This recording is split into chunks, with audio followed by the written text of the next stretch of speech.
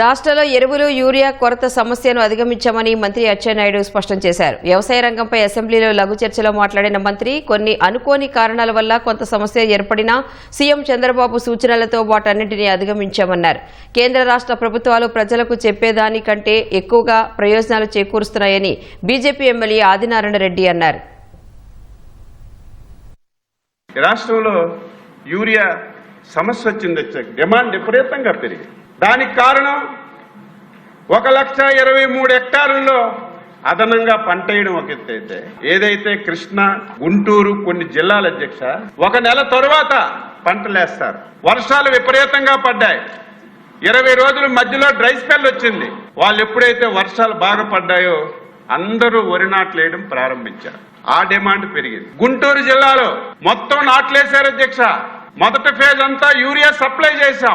ఎప్పుడైతే భారీ వర్షాలు పడ్డాయో మొత్తం పొలాలన్నీ మునిగిపోయి వేసినటువంటి యూరియా అంతా పోయింది.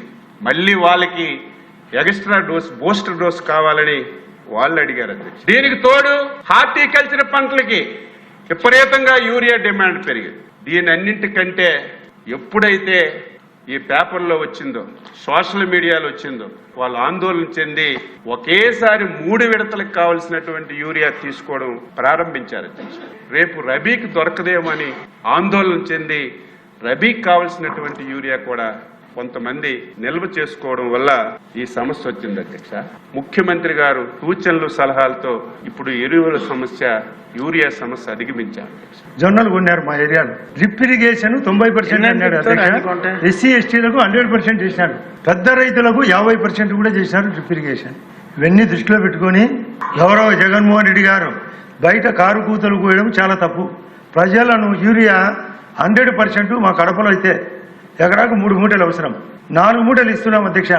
వీళ్ళు కృత్రిమ కొరత సృష్టించి ఉద్దేశంగా సాక్ష్యం లేని సాక్షి పేపర్లో రాస్తూ రోజు కంపులు ఇవ్వడం వీళ్ళ ఉద్దేశం. వీళ్ళకి సిగ్గు లేకుండా ల్యాండ్ టైటిలింగ్ యాక్ట్ పెద్ద ఫోటో హీరో మాదిరి అది లేకుండా చేసినారు. మా ఎర్రవల్లి చెరువుకు నీళ్ళు అందించినాం. 9 అవర్స్ కరెంటు డే టైం ఇస్తున్నాం. దాని ఆర్టీఎస్ఎస్ స్కీమ్ ద్వారా 2 ఏళ్లలో 24 గంటలు కరెంటు రైతులకు 3 ఫేజ్ కరెంటు ఇవ్వబోతున్నాం. ఇది పూర్తి రైతు పక్షపాత ప్రభుత్వం.